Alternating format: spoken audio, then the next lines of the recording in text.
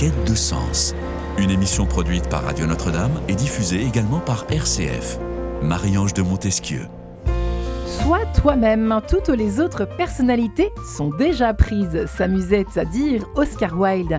Dans une société nombriliste comme la nôtre où les algorithmes nous injectent à foison le poison de la comparaison dans toutes les dimensions de nos vies, l'apparence, les rides, le look, la carrière, le sport et les enfants. Comment échapper aux diktats de la comparaison déjà entre adultes? Comment alors préserver nos enfants de ce modèle sociétal? Qui d'entre nous, au fond, n'a jamais rêvé d'un futur flamboyant pour ses enfants? Et en même temps, jamais la quête de sens et la soif d'authenticité n'ont été aussi tendance. Alors dans ce monde où s'affrontent un peu ces deux courants contraires, comment apprendre à nos enfants à s'accepter comme ils sont? Tentative de réponse, en tout cas exploration dans cette émission Quête de sens que j'ai la joie d'animer au quotidien. Mais aujourd'hui, avec, c'est un peu la star de l'éducation positive, Isabelle Fioza. Bienvenue dans cette émission. Bonjour Marie-Ange. Bonjour. Merci. Et ça fait plaisir de vous avoir pour de vrai. Eh oui, c'est vrai studio. que par téléphone, c'est moins sympathique. Ah oui, c'est moins Là, chaleureux, c'est tout évidemment. Vous qui êtes alors autrice de nombreux ouvrages, psychothérapeute, faut-il encore vous présenter, conférencière. On peut en tout cas mentionner ce petit dernier ouvrage que vous avez publié, écrit avec Fabienne Casalis. Pareil, virgule, pas pareil, 10, TDAH, autisme, etc. Comment comprendre, en tout cas pour vivre ensemble, publié aux éditions Nathan. Un petit ouvrage qui s'adresse aux petits et aux grands, c'est ça, aux enfants et à leurs parents, en gros, et au personnel. Et à tous les adultes qui accompagnent ces enfants. En fait, on sait tellement peu de choses sur ces 10, ces TDAH, cet autisme, ces différences, en fait. Et donc, le premier objectif, quand même, c'est permettre aux enfants de mieux se comprendre eux-mêmes, d'arriver à se situer et de se comprendre les uns les autres, d'arriver à vivre ensemble. C'est vraiment l'idée. Ouais. Mais clairement, quand on est enfant, on est encadré par des adultes et c'est vrai que c'est important que les adultes aussi nous comprennent. Oui, important, et aussi de montrer l'exemple. Ça, je l'apprends tous les jours dans cette émission Quête de sens. Tu ne peux pas vouloir que ton enfant ne touche pas à un téléphone si toute ta journée, tu es branché sur ton truc. Bon, bref. Ensuite, nous sommes en compagnie d'Alix Naudy. Bonjour Alix, bienvenue. Bonjour Marie-Ange. Ravie de vous recevoir. Merci. Vous êtes coach psychopraticienne spécialisée dans la relation parent-enfant. Vous êtes consultante en réflexes archaïques pour les enfants de 7 à 12 ans, formatrice en approche empathique de l'enfant. Alors, évidemment, si vous êtes là, c'est aussi parce que vous avez été formée, je crois, par la papesse. C'est ça. C'est ça. Et effectivement, alors l'éducation positive, voilà, on en parle depuis des années.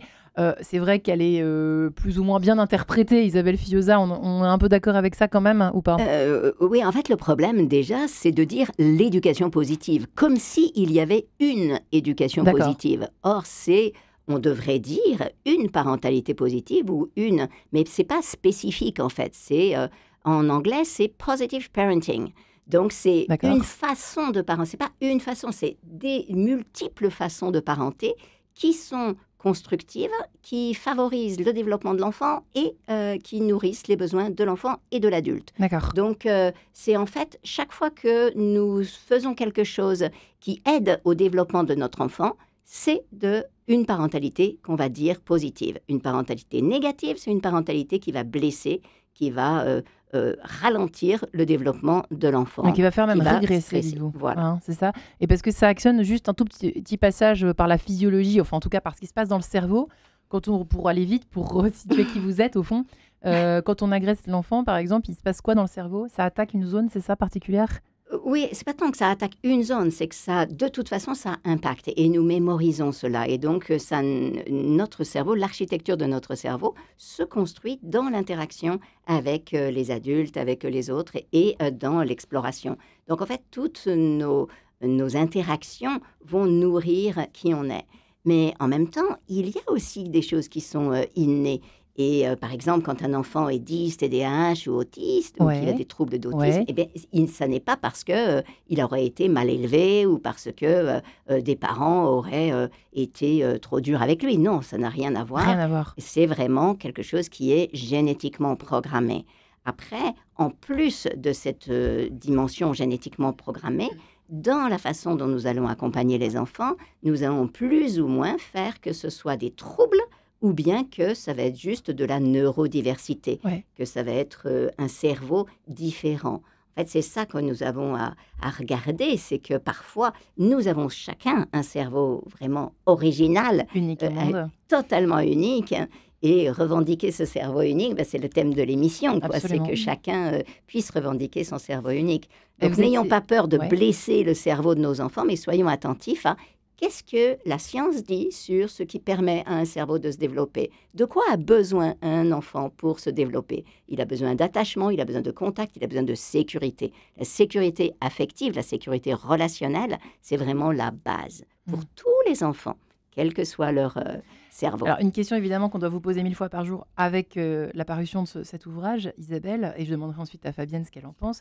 Est-ce que, de la même façon que vous disiez l'autre jour dans cette émission, qu'il y avait de plus en plus d'enfants qui pleurent, est-ce qu'on a de plus en plus d'enfants 10 et donc dit pas pareil aujourd'hui ou pas? Et ensuite, je demanderai à Alix ce qu'elle en pense. Oui, il semble qu'il y ait une augmentation. Alors, c'est dû à de nombreux facteurs. D'accord. Un premier facteur, il est la détection. C'est-à-dire qu'aujourd'hui, on sait tellement mieux détecter les différents troubles que du coup, il y a une augmentation. Mais il y a aussi, en sus de la génétique, puisqu'on sait aujourd'hui que la plupart des troubles sont génétiques, mais en sus de ça, il y a quand même l'impact aussi des perturbateurs endocriniens. Il y a l'impact de toute cette chimie, de ces FAS, de tous ces produits qui sont de longue durée et ces produits chimiques. Aujourd'hui, un enfant qui vient au monde, il a 150 produits chimiques dans le cerveau. Donc, c'est sûr que il vient au monde d'emblée? D'emblée. Par quoi? Par l'air que respire la mère? Oui, parce que qu'elle mange, en fait, la mère en a plein dans tous ses tissus. Et forcément, du coup, c'est transmis. Donc, pour l'immunité, c'est déjà pas terrible. Et donc, il y en a dans le cordon ombilical, il y en a aussi dans le placenta. Et donc, nous avons vraiment besoin d'ouvrir les yeux sur ça et sans paniquer, parce qu'il y a des facteurs de protection et on commence à travailler sur voir comment se libérer de tout ça. Mais il pourrait y avoir une augmentation des troubles liés à la quantité de perturbateurs endocriniens. D'où l'importance d'être attentif à ne pas boire dans des petites capsules, à ne pas boire les petits... Voilà, de faire attention. Ça fait encore une autre émission. Pas de plastique. En effet, quand on peut. Et de votre côté, Alix nous dit, dans votre clinique, moi je fais référence aussi à ce que j'entends dans les cours de récréation, puisque j'en ai une qui a presque 4 ans. Et c'est vrai qu'on entend souvent, quand on demande aux maîtresses, elles trouvent, certaines sont d'accord pour dire que chaque année, la espèce de sentiment que la violence, l'agressivité, l'hyperactivité, une espèce d'hyperactivité comme ça, est de plus en plus présente et visible dans les classes, même en petites sections. Est-ce que vous observez ça dans votre clinique, vous aussi? Une espèce de choses. Oui, en tous les cas, j'ai beaucoup de retours, effectivement, des enseignantes. Peut-être, moi, j'ai été enseignante aussi. Donc, je suis en contact avec beaucoup d'enseignants qui me font ces retours-là. C'est-à-dire qu'ils avaient parfois tendance à avoir l'impression de gérer vraiment un groupe classe avec une certaine hétérogénéité. Mais maintenant, c'est d'autant plus palpable qu'il y a des profils qui sont de plus en plus, on pourrait dire, atypiques, spécifiques. Et oui, il y en a beaucoup. Et donc, qu'est-ce qu'on fait avec ça? Et c'est pour ça, d'où la question d'aujourd'hui, parce que les auditeurs se demandent, mais où est-ce qu'elle nous emmène encore, Montesquieu, aujourd'hui? Comment apprendre à nos enfants à s'accepter comme ils sont, d'autant plus aujourd'hui, où à la fois, il y a ces espèces d'histoires de réseaux. J'espère qu'il n'y a pas non plus 90% d'enfants de moins de 5 ans rangés sur les TikTok et autres Instagram, quand bien même... en plus, dans toute cette société où on se compare énormément, on est catégorisé assez rapidement, on est diagnostiqué, ce qui peut être bien, mais moins bien aussi en ce qui concerne cette espèce de soif de se comparer tout le temps. C'est d'autant plus difficile, mesdames, d'arriver d'abord nous à nous situer, mais en plus d'apprendre à nos enfants à s'accepter avec leurs différences, leurs 10, leurs entre guillemets des YS pour ceux qui ne savent pas de quoi je parle. Voilà, leurs petites et grandes différences. C'est d'autant plus difficile aujourd'hui, Isabelle? Ou pas? Je ne pense pas que ce soit forcément plus difficile, le harcèlement, et voir « Ah, celui-là n'est pas pareil, alors je lui tombe dessus ». C'est quelque chose qui existe depuis toujours. D'accord. Le phénomène de bouc émissaire, ça existe depuis la nuit des temps. Hein. Donc non, ça n'est pas quelque chose de nouveau. Ce qui est important là, c'est aujourd'hui, on est plus conscient, on voit ces processus de groupe et on on devrait se dire, bon, soyons attentifs à ça et faisons quelque chose. Ouais. Nous, les adultes, nous avons vraiment une responsabilité importante là-dessus. D'où ce livre aussi ou pas, finalement? Ça s'adresse aussi à... Enfin, comment peut-on dire? Ce livre s'adresse aussi aux personnes qui se posent des questions sur le côté appartenance, parce que vous parlez du harcèlement, des groupes, etc. C'est une réflexion aussi autour de cette question du harcèlement? À partir du moment, oui, on veut vivre ensemble. Et donc, on ne veut pas qu'il y ait un enfant qui reste sur le côté, qui reste isolé et qui souffre en silence et qui devienne bouc émissaire. Donc, oui, bien sûr, c'est important de mesurer ces phénomènes de groupe et tout le monde a besoin de se sentir appartenir. Et vous savez que c'est hallucinant parce que même en petite section, moi, ça, je le vois tous les soirs quand je viens la chercher...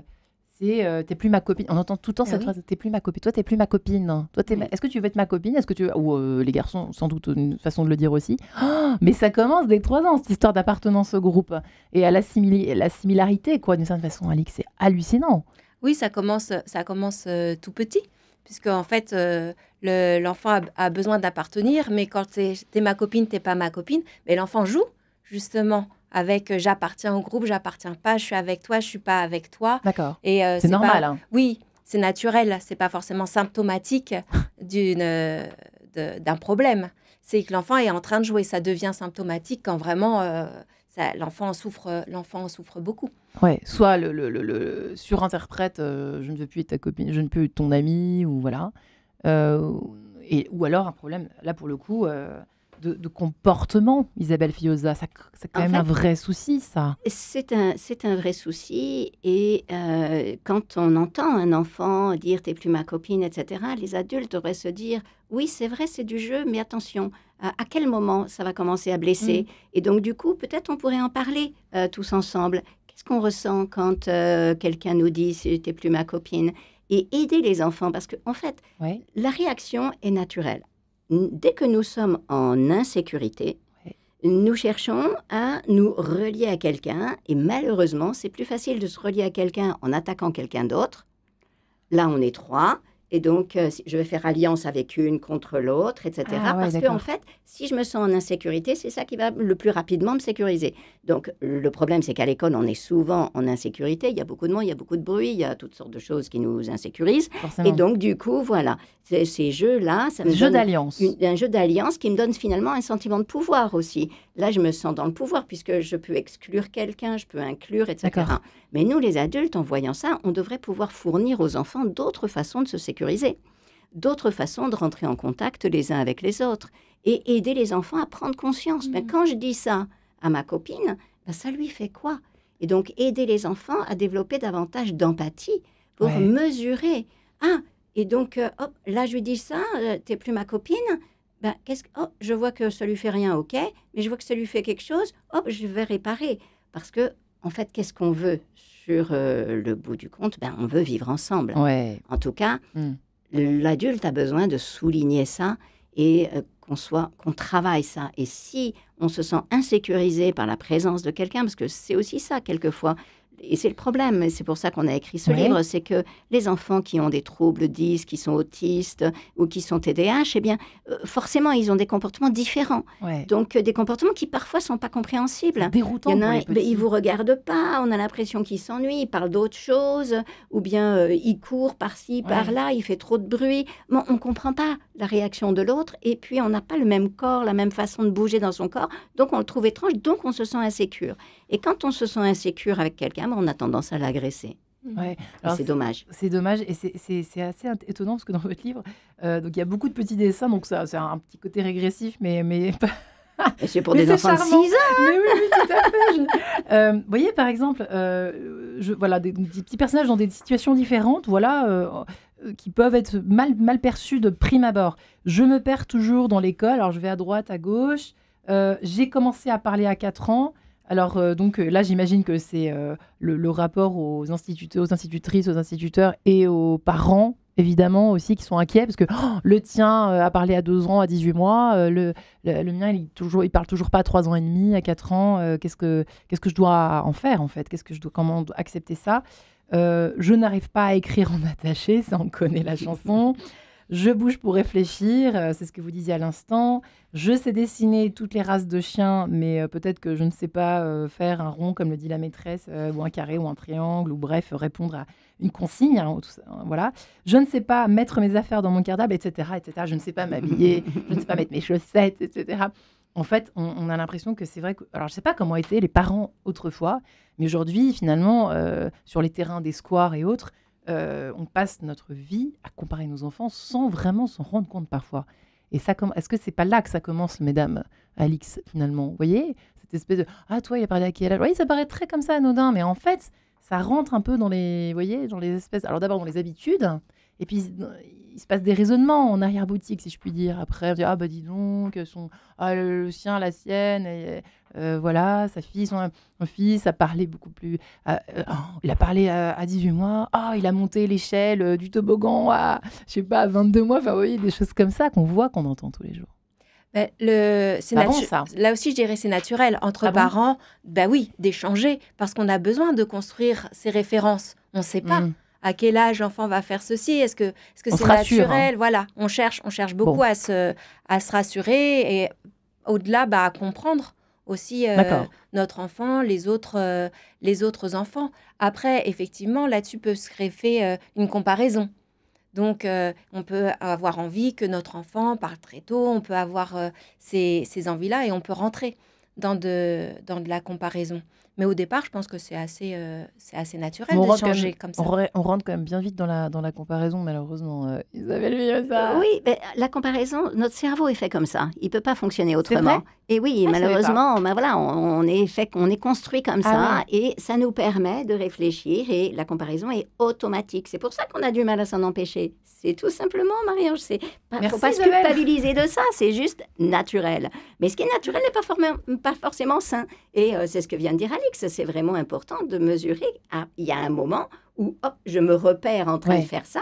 Et du coup, stop. Je vais quand même tisser du lien avec la personne plutôt et voir, ça, c'est un fonctionnement naturel de mon cerveau, mais ce n'est pas un fonctionnement que je désire avoir. Là, il n'est pas vraiment utile en situation. Parce que ça vient de quoi? Ça vient du fait que nous avons un cerveau particulièrement anxieux qui cherche la différence.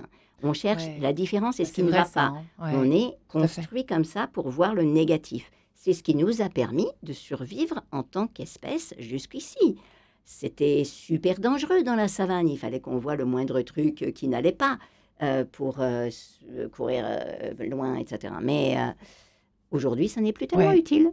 Donc, quand on se surprend en train de se mettre à comparer, on dit, bon, ok, je vais comparer en positif maintenant. Voilà, exactement. On peut le diriger. Vous allez me dire comment on fait, parce que c'est quand même le thème de l'émission du jour et de votre livre. Allô, maman Bobo, Alain Souchon, à tout de suite. Acceptés comme ils sont, on en parle avec mes deux spécialistes, mes invités, expertes en la matière, Isabelle Villosa, qui vient dans cette émission K200 s'accompagner de son dernier ouvrage, Éduquer tous, pareil, pas pareil, 10 TDAH, autisme ici présent, aux éditions Nathan. Vous avez évidemment publié récemment aussi Éduquer tout ce qu'il faut savoir chez Robert Laffont. On peut toujours le lire évidemment si on ne vous connaît pas, Isabelle. Et Alix Naudy qui est avec nous également, coach et psychopraticienne, spécialisée justement dans la relation parent-enfant. En particulier, elle accompagne pas mal d'enfants entre 7 et 12 ans. Voilà, vous qui êtes formatrice en approche empathique avec un grand E majuscule de l'enfant dans le cadre de la formation d'Isabelle Villosa, puisque vous avez été formée par elle. Voilà, pour ceux qui nous rejoindraient. Alors, c'est vrai qu'on n'a pas encore prononcé ce terme, ce mot qui est pourtant tellement d'actualité, qui est le jugement et qui est très humain aussi, Isabelle et Alix. De passer, alors voilà, de la comparaison, vous avez dit que c'était naturel, c'est OK, au non-jugement. Ouh là, ça se complique. On est d'accord? C'est ça. Et quand on est face à une différence, on réagit. Ça nous stresse à l'intérieur. Et du coup, on a tendance à agresser parce que simplement, on est insécurisé. Mais si je peux remarquer ça et plutôt que juger, je me dis, je vais être curieux. Et du coup, aller chercher l'information et rentrer en contact, tisser du lien. Vous aviez une petite histoire à raconter là sur ce qui s'est passé au square. Raconte ma vie. Alors, allons-y. Non, mais c'est vrai, voilà, ma petite fille qui commence un peu à se balancer toute seule. Elle est toute contente parce qu'elle commence à comprendre le balancier, le principe de la balançoire. Et il y avait un garçon de 5-6 ans qui avait donc le tétine au bec, le doudou, et qui voilà, sa maman le poussait, voilà. Et ma fille demande, mais maman, pourquoi à son âge, c'est un grand garçon, pourquoi il ne se balance pas tout seul? Pourquoi il ne sait pas faire de la balançoire tout seul? Et c'est vrai que j'étais un peu démunie, vous disais-je à l'instant hors antenne, par cette... oui, alors moi j'ai dit à Adèle de se taire parce que je trouvais ça hyper gênant qu'elle dise ça aussi fort devant sa maman. Et alors maintenant, Marie-Ange, mettez-vous à la place de l'enfant qui est en train de se balancer et qui voit une petite fille qui a l'air intéressée par lui, qui le regarde, et ensuite sa maman qui lui dit « tais-toi » et qui baisse les yeux. Comment vous vous sentez quand vous êtes l'enfant sur la balançoire? Moi, je me sentirais jugée par... Exactement. Alors que ce n'était pas votre intention. Eh ben non. Et donc, finalement, en réfléchissant à ça, qu'est-ce que ce petit garçon et sa maman auraient préféré? Ah, dites-moi, parce que je ne vois pas. Mettez-vous dans sa peau. Alors, nous sommes en direct dans une série d'apprentissage, de l'éducation. Voilà. Je sais pas ce que j'aurais dû faire. Qu'est-ce que j'aurais dû faire? Ne rien dire? En fait, la laisser... Je pense que c'est important de sortir de « il faut »,« je dois » et « j'aurais dû ». D'accord. Parce que du coup, on se met beaucoup de pression et les choses peuvent être plus naturelles, peut-être plus fluides. Donc, l'enfant, il a sa réaction qui est naturelle. Mm-hmm. Oui, ça l'étonne, c'est étonnant, cet enfant qui est différent d'elle et qui n'arrive pas à se balancer tout seul. Donc, elle pose la question et elle la pose à voix haute. Et c'est tout à fait légitime comme question. C'est une vraie question. Mmh. Pourquoi lui? Est-ce qu'il fait cette façon-là? Isabelle? Eh bien, vous pouvez lui dire, va lui demander. Vous êtes culottée, vous. De carrément lui demander. Pourquoi tu c'est parce que j'ai reçu un certain nombre de personnes qui portaient des handicaps, qui avaient des problèmes qui se voyaient vraiment très forts. Et presque tout le monde dit la même chose. Ce qui est le plus dur, c'est quand les gens baissent les yeux et quand j'entends une maman qui dit « tais-toi, ne dis rien, ne dis rien ». Elle dit, moi, j'aime quand un enfant vient me voir et me demande ce que j'ai, me demande pourquoi j'ai pas de bras, pourquoi il me manque écoutez bien, quelque chose. Parce que c'est pas naturel, honnêtement. En fait, c'est pas naturel parce qu'on a honte, on voudrait ne pas faire honte à la personne, ne pas la blesser, mais en réalité, ce qui la blesse, c'est justement qu'on baisse les yeux, c'est justement qu'on refuse le contact. Tous les humains ont le même besoin. On a besoin de sécurité affective, on a besoin de se sentir appartenir, et donc parler. Et c'est toujours aller vers la personne. J'ai envie de te connaître, j'ai envie de savoir ce qui se passe pour toi. Eh bien, cette attitude d'ouverture, elle est naturelle. Et donc, l'enfant, votre fille aurait pu aller vers l'enfant ou bien vers la maman et pour savoir. Et du coup, tout le monde aurait parlé un petit peu plus et tout le monde aurait été plus riche. Et affectivement, puisqu'on a parlé ensemble, on a communiqué et aussi un peu plus de savoir, c'est quoi le problème. Et peut-être cet enfant était sur le spectre autistique, peut-être que cet enfant avait un handicap, peut-être.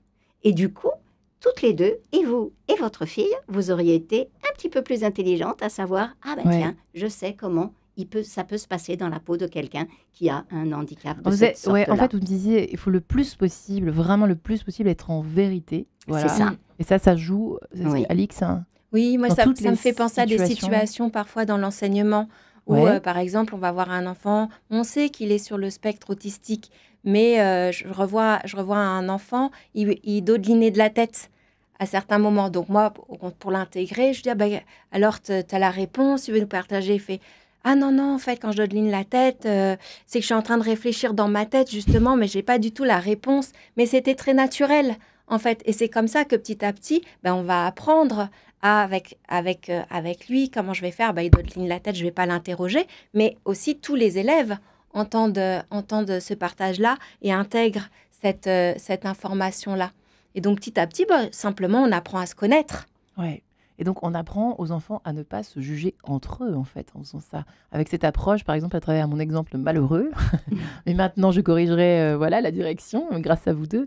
Mais c'est vrai que je pense que je ne suis pas la seule à ne pas être un peu démunie. Mais c'est un enjeu colossal, se sentir démunie, c'est naturel, c'est logique. Oui, ça m'est arrivé aussi. J'étais pétrifiée, je ne savais pas quoi faire. Et du coup, une papesse pétrifiée. Voilà. Moi, du coup, j'ai demandé à la personne. Et je crois même que c'est dans le bus, la première fois, ma fille était toute petite. Et c'est la personne qui m'a parlé et qui m'a dit « Ah, mais ça ne me dérange pas, je veux bien lui expliquer pourquoi il me manque un doigt. » Et du coup, voilà, ça m'a tout de suite...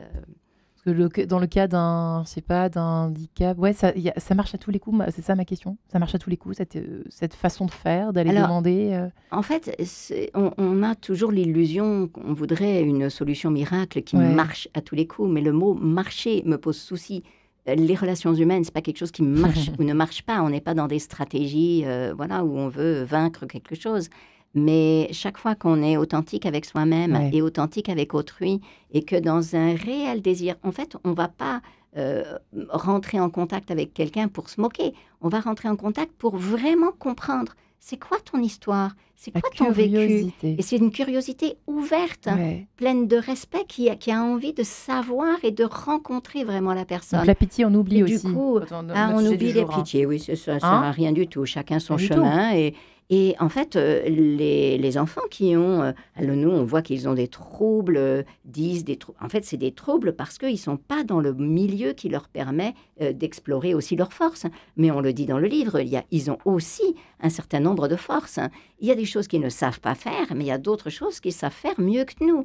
En fait, chaque cerveau est spécifique, chaque cerveau est différent. Il a ses différences. Quelquefois, c'est dur d'être un peu plus différent que les autres.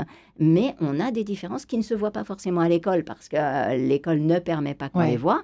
Mais c'est quand même important de réaliser que ce sont probablement les cerveaux, grâce au cerveau des enfants qui avaient depuis la nuit des temps des déficits d'attention et de l'hyperactivité, que nous nous sommes répandus tout autour de la Terre et que nous sommes devenus le peuple qui a pu coloniser toute cette Terre. Parce que finalement, il faut oser aller au-delà des schémas, il faut oser partir. On a besoin d'hyperactifs. En fait, chaque différence est utile.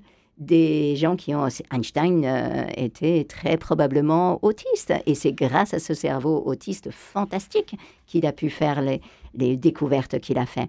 Donc, chaque cerveau est unique et a vraiment des grandes capacités. Après, on ne les voit pas toujours, et c'est ça qui est intéressant, c'est d'ouvrir.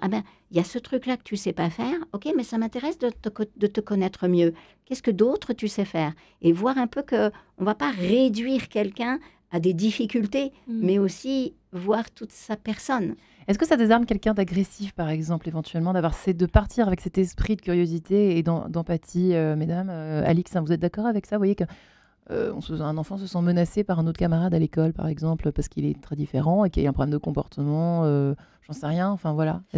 Pour rebondir sur ce que disait Isabelle, effectivement, l'intention, elle est vraiment très importante. D'accord. Est-ce que je vais vers l'autre avec l'intention de le découvrir, de le connaître, ou est-ce que je vais être plus dans le jugement? Et à ce moment-là, ça peut être mal perçu. Celui-là, c'est l'agresseur de la classe, ou c'est le je sais pas quoi, le trublion. Voilà. Et donc, si on y va avec une intention qui est de découvrir, l'agressivité peut baisser parce que l'enfant en face va se sentir beaucoup plus compris, et puis dans une relation authentique. Justement. Et tout à l'heure, vous disiez, est-ce que ça marche à tous les coups? Mais en fait, si ça ne marche pas, on le sait tout de suite. Si on reprend ce qui s'est passé au parc, mettons, votre fille aurait été voir la maman, aurait été voir l'enfant, elle aurait très vite vu si l'enfant n'était pas réceptif ou la maman n'était pas réceptive, puis ça se sera arrêté là. Ouais, c'est vrai. En réalité. Donc, il n'y a pas grand risque. Il faut tenter. C'est à tenter, à expérimenter et à construire la relation. Alors maintenant, j'aimerais bien qu'on en vienne à nos enfants, effectivement, qui n'arrivent pas à s'accepter comme ils sont, en se comparant, eux, à toujours mieux. Alors là, c'est un travers humain, on est bien d'accord avec ça. On peut empêcher ça, Isabelle, très sincèrement? Empêcher quoi? Machine, enfin, un tel ou une telle a de la chance. Alors, ça peut être, elle a une maison incroyable, elle a une maman incroyable, elle a un papa incroyable, elle a une famille incroyable, elle a, je sais pas quoi d'incroyable, des habits, une voiture. Enfin, j'en sais rien, moi, tout ce que peuvent dire les enfants, entre eux, et puis in petto à eux-mêmes. Est-ce qu'on peut vraiment lutter contre ça, Isabelle? Pourquoi vous voulez lutter contre ça? En fait, le souci, c'est que nous, les parents, on veut tout contrôler, quoi. Ouais. Et qu'est-ce que dit l'enfant en disant ça? Elle a peut-être juste envie de raconter et de dire qu'elle admire cette autre fille ou que je ne sais pas quoi. Donc, tout de suite, nous, on voit où est le problème.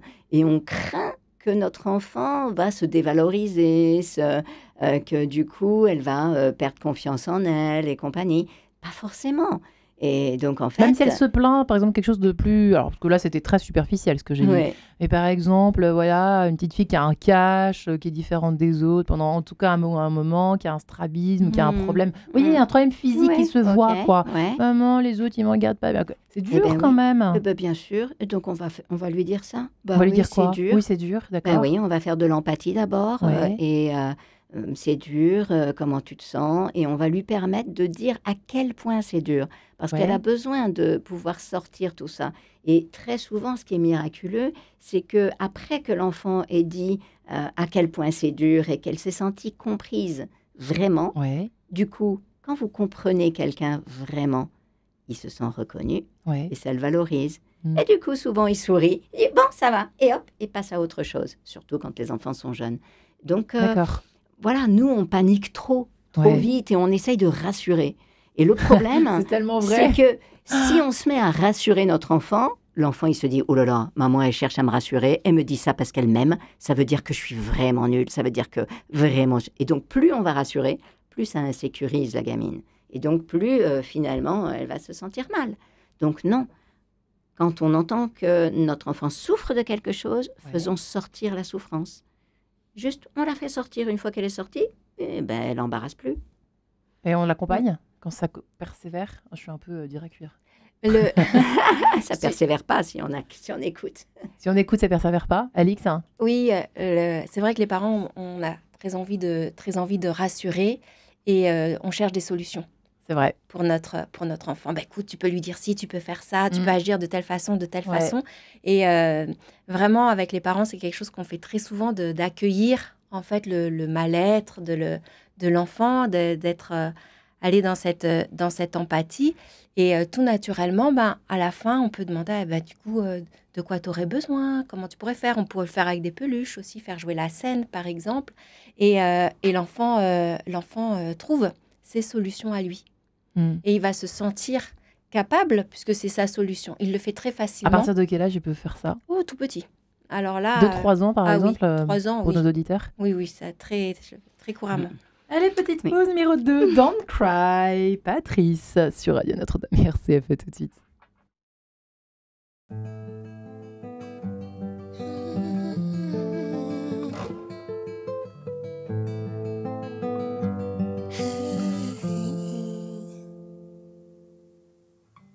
He was born in the morning, his mama couldn't take no more. So he was found in the evening in a bag full of burnt cigars. Hey, no papa to run to, no mama to take no charge. So he'll never be a doctor, a dentist, a movie star. I told the boy, don't cry, something good will come up when the sun rises. Only the believers in that gotta realize love will always find its way in life. I said don't cry, something good will come up when the sun rises. Only the believers in that gotta realize love will always find its way in life. She was walking down the street, in her arms she held a seat, looking down, dragging her feet out of tears to weep. So she fell down to her knees, asking the Lord, forgive me please. I could never fulfill your needs, so please don't cry for me. There was nowhere for her to turn, not a penny nor cent to burn.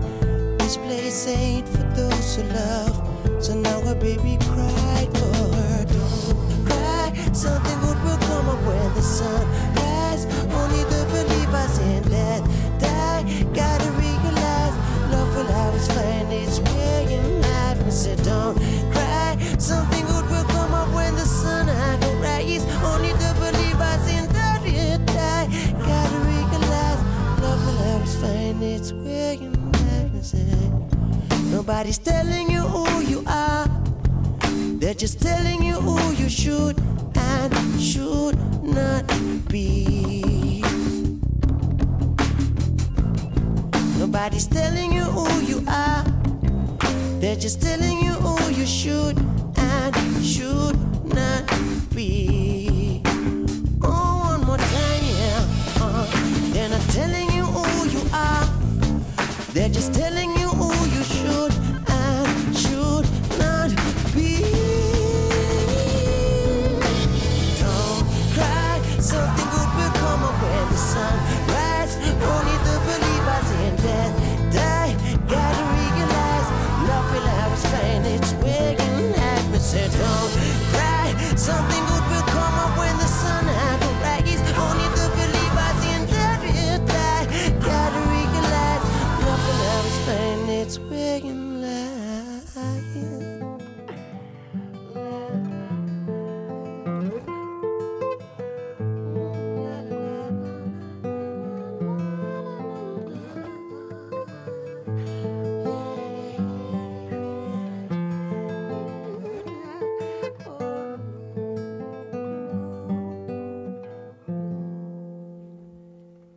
Voilà, de retour, tout doucement mais sûrement. Comment apprendre à nos enfants à s'accepter comme ils sont? Isabelle Fillosa est avec nous, avec ce dernier ouvrage, co-écrit avec Fabienne Casalis, Pareil, pas pareil, 10 TDAH, autisme, comprendre pour vivre ensemble. Hein, c'est vite dit, hein, il y a du boulot, les amis. Publié aux éditions Nathan avec tout plein d'illustrations de Zelda Zonk, qu'on remercie. Vraiment un ouvrage à découvrir pour se rassurer d'abord en tant que parent. Je sais de quoi je parle, mais même à tous les parents qui ont des enfants qui traversent des troubles, comme on en a parlé depuis le début de l'émission, tous ces 10, ces TDAH et autres troubles autistiques Non, c'est pas le spectre, c'est toujours du mal avec ce terme, c'est tellement complexe. Et c'est vrai qu'on en parle de plus en plus, mais c'est aussi bien de voir ce qui peut être commun et ce qui peut nous rassembler. Et c'est pour ça que je vous ai invité, mesdames, parce que je trouve ça vraiment important aujourd'hui, dans cette émission Quête de sens, de plus en plus de s'ouvrir à tout ce qui nous rassemble dans ce monde guerroyant, là, dans tous les sens. Où on nous invite à nous diviser, nous, aujourd'hui, nous rassemblons. Voilà. Et j'aimerais bien qu'on évoque, effectivement, pour être très concret, Alix, alors après, on parlera de... Il y a quand même des phrases qu'on peut... pour s'aider au début, quand on n'a pas du tout l'approche empathique avec ce qui se passe, par exemple, à l'école ou à la crèche ou autre. Vous disiez que vous, quand vous étiez petite, vous étiez très timide et qu'il y avait quelque chose que vous ne supportiez pas et qui était encore pire même, c'est qu'on vous donne des conseils pour ne plus être timide. C'est ça, parce que j'étais timide et j'avais un peu tendance à me laisser faire. Et donc, les adultes, pour m'aider, disaient la prochaine fois, écoute, avec ton cousin, tu fais ceci, tu fais cela. Et j'étais incapable, en fait, de faire ce qu'on me disait, ce que les adultes me disaient de faire. Ouais. Et je me sentais encore plus mal. Et finalement, maintenant, je me sentais honteuse, en vrai, de ne pas réussir à appliquer toutes ces bonnes recettes. Donc, non seulement ça ne m'aidait pas, mais en plus, je me trouvais encore plus mal et encore plus mal à l'aise de pas réussir. Qu'est-ce que maintenant, ça aurait été vos parents, vos proches maintenant, ils auraient dû faire quoi? Ce qu'on disait, m'écouter, me dire oui, c'est difficile pour toi de réagir dans telle situation. Je pense que j'étais assez facilement pétrifiée. En réalité, j'avais assez facilement peur et du coup, je savais plus du tout quoi faire et je réagissais pas. Et ça m'aurait permis sans doute de prendre conscience de ce processus-là à l'intérieur de moi et puis de passer à travers. Mais c'est ça qui est important parce qu'en fait, les enfants n'ont même pas conscience de ce qui se passe réellement. Et du coup, quand on les écoute, ils arrivent à mettre des mots sur leur vécu. Et donc, on va leur poser les questions. Qu'est-ce qui te fait le plus peur? Qu'est-ce qui est le plus dur Voilà. Et du coup, l'enfant identifie. Et puis, qu'est-ce qui se passe dans toi, dans ton corps? Ah ça se serre ici. Donc, il commence à décrire. Qu'est-ce que tu te dis dans ta tête? Et qu'est-ce que tu ressens dans ton cœur? Donc, on va vraiment, on va dans les 3 espaces, ce qui se passe, ce qu'on pense, ce qu'on a comme émotion, et ce qui se passe dans notre corps. Ouais. Et du coup, l'enfant devient plus...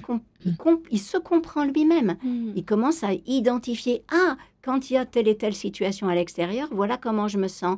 Et finalement, le fait de comprendre ça lui donne plus de liberté. Et du coup, il peut dire, je me pense ça, mais finalement... je pourrais penser, qu'est-ce qui te fait penser comme ça? Et du coup, on va chercher avec lui et l'aider à penser. Et quand on aide un enfant à penser, non seulement il va trouver des solutions, mais ça va être ses solutions à lui, donc il va pouvoir les appliquer, mais en plus, il devient plus intelligent, il se comprend davantage, et c'est comme ça qu'on construit toutes les capacités de régulation émotionnelle, de conscience de soi, d'affirmation de soi, on permet à un enfant de se sentir, de grandir. On leur fait pas assez confiance à nos enfants, ça, c'est une certaine façon, un peu de ça ou... Je sais pas si c'est une question de ne pas leur faire confiance, mais effectivement, on devrait pouvoir faire confiance au fait que oui, ils vont trouver leur solution et résister à notre tendance à vouloir être là, je te trouve toutes les solutions. En fait, on veut tellement les protéger. Ouais. Ce que vous me disiez, Isabelle, qui est très intéressant en antenne, vous me disiez, en fait, parce que ça, c'est vrai que c'est quelque chose où on est démunis une fois de plus quand on est, par exemple, jeune parent, enfin bref. Et c'est vrai qu'on se dit, il faut le rassurer. Mais en fait, vous me disiez que ça faisait l'effet inverse, ça surinquiète, ça surabonde, ça rajoute de l'inquiétude chez l'enfant. Ben oui, parce que si je vois ma maman qui cherche à me rassurer, je dis, oh là là, elle cherche à me rassurer, ça veut dire que c'est sûrement dramatique, c'est grave. Qu'est-ce que ça doit être grave, voilà. Hein. D'accord. Donc, je sais que ma maman, elle fait ça, elle dit ça parce qu'elle m'aime. Oui. Mais je vois bien que moi, je suis moche, tous les autres me disent, maman, elle me dit que je suis belle, c'est pour me rassurer. Mais donc, j'y crois pas. Elle donc, le dit parce qu'elle m'aime, pas parce que c'est vrai. C'est quelque chose que les enfants disent souvent. Exact. Ce qu'on peut faire donc, dans un premier temps, c'est donc d'essayer de creuser avec l'enfant. Donc on l'aide à reformuler et à préciser dans ce que vous dites, tête, cœur, corps, ce qui s'est passé pour lui, comment il a ressenti cette situation anxiogène, par exemple, à l'école ou à la crèche. Et dans un deuxième temps, on l'invite voilà ce que vous disiez tout à l'heure, Alix, c'est-à-dire à trouver des solutions. Qu'est-ce que tu pourrais... Il y a une question qu'on peut formuler avant d'aller aux solutions, il a besoin de comprendre pas seulement ce qui se passe pour lui, mais ce qui se passe pour l'autre. Oui.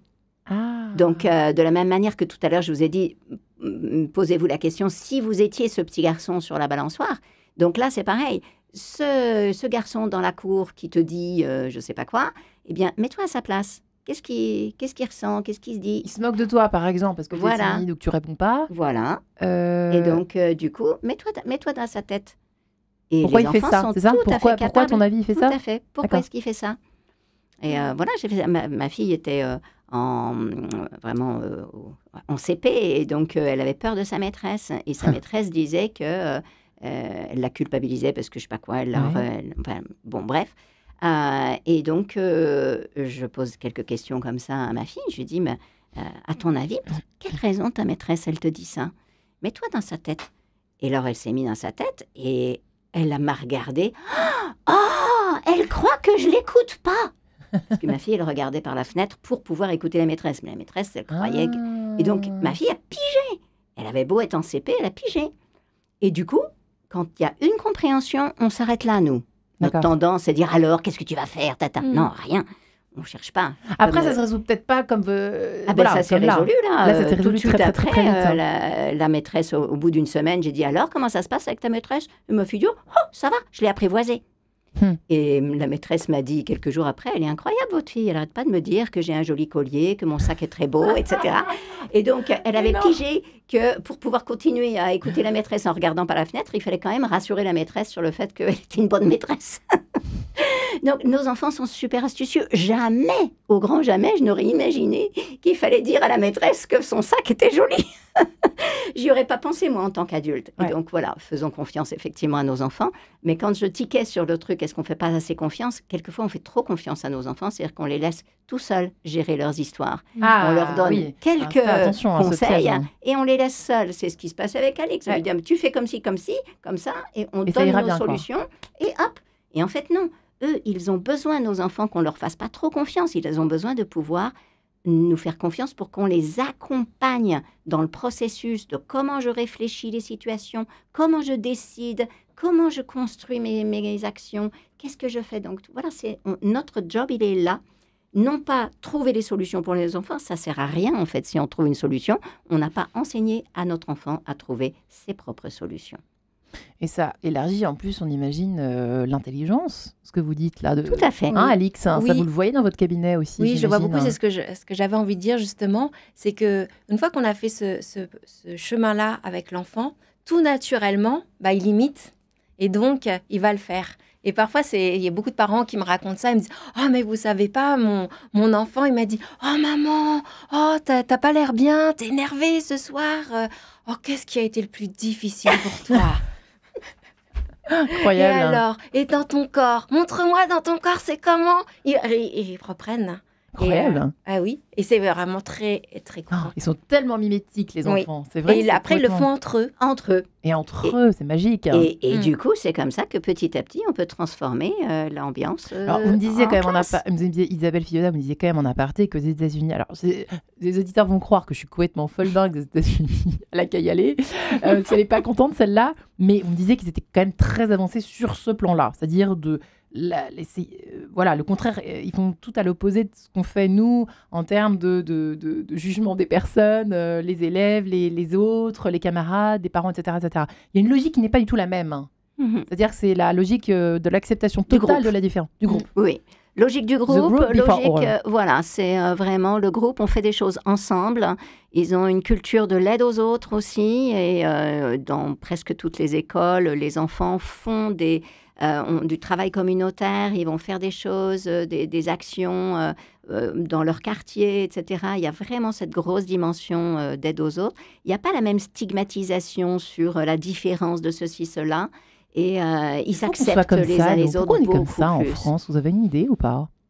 C'est dingue, cette espèce de on a une culture extrêmement individualiste et fondée sur quelques-uns vont être l'élite, des élites. Une culture élitiste. On a aussi cette culture de l'orthographe où on va faire une faute tout de suite. Donc il y a une culture de la différenciation, et puis on a une culture aussi qui a vous allez dire ça pas grand, mais si, je pense que c'est un lien. On a très très peu le taux d'allaitement est très très faible, et la dynamique et l'insistance de la psychanalyse à séparer les enfants de leurs parents très très tôt, surtout à séparer l'enfant de sa maman, et vraiment à presque culpabiliser le lien fusionnel avec la maman, ça donne des attachements évitants. Et dans l'attachement évitant, eh bien, on va être beaucoup plus individualiste comme ça. Et peut-être que c'est une des choses qu'on pourrait explorer davantage. Passionnant sujet d'émission qui a 2 sens en plus. J'en ai des idées grâce à vous. Alors, il y a aussi une question, alors c'est pas tout à fait en lien, mais c'est quand même dans votre livre. Il ne peut pas ou il ne veut pas, ça c'est quand même, alors c'est pas tout à fait en lien avec l'émission encore une fois du jour, mais ça c'est quand même une question qui nous taraude pas mal. Est-ce qu'il fait exprès de pas savoir, est-ce qu'il a des difficultés par exemple pour s'habiller, ça, c'est quelque chose de, voilà, je pense à ça parce que ça peut être compliqué pour certains parents. De se dire il y a un enfant à côté, l'enfant de la copine qui s'habille depuis ses 2 ans. Et à 3 ans et demi, 4 ans, il s'habille toujours pas tout seul, quoi. Voilà, c'est un exemple parmi d'autres. Alors, comment on détecte ça? Pour le coup, c'est intéressant quand même. Si c'est de la blague ou si c'est de la comédie. C'est quelque chose qui change tout. Et je trouve que très souvent, les parents le prennent un peu contre eux. C'est-à-dire, il arrive pas à s'habiller. C'est qu'il veut, il veut que je sois pas contente. Voilà. Ouais. C'est qu'il veut, ou il veut m'agacer, ou il fait ça pour m'agacer, ou il fait ça pour attirer l'attention. Quelque chose qu'on entend très souvent. Qu'est-ce qu'il faut faire alors pour ça, je pense que c'est vraiment une information importante. C'est pour ça que parfois avoir un diagnostic, c'est intéressant, parce que ça permet de comprendre justement que l'enfant ne fait pas du tout exprès et que c'est une interprétation de notre part. Ouais. Et ça peut changer beaucoup de choses dans la relation, le fait de savoir, non vraiment, il ne le fait pas exprès, et donc justement, j'ai à l'accompagner. Ouais. Tout simplement, ça n'a rien à voir avec moi. Isabelle, malheureusement, ce sera le mot de la fin. Hein. Mais c'est le principe de base d'une parentalité positive, d'une éducation positive, c'est l'enfant ne fait jamais exprès, et ça, la science le souligne. L'enfant ne cherche pas à embêter son parent. L'enfant, il fait ce qu'il fait parce qu'il ne sait pas faire autrement. Et c'est notre job d'adulte d'aider l'enfant. Eh bien, merci. Ce sera le mot de la fin pour le coup, Isabelle Fioda. Merci, pareil, pas pareil. Découvrir d'urgence aux éditions Nathan. Merci beaucoup, coécrit avec Fabienne Casalis, je le rappelle. Merci, Alex Nodi, toujours coach et psychopraticienne spécialisée dans la relation parent-enfant. Merci, mesdames. Avec grand plaisir. Merci beaucoup, Maria.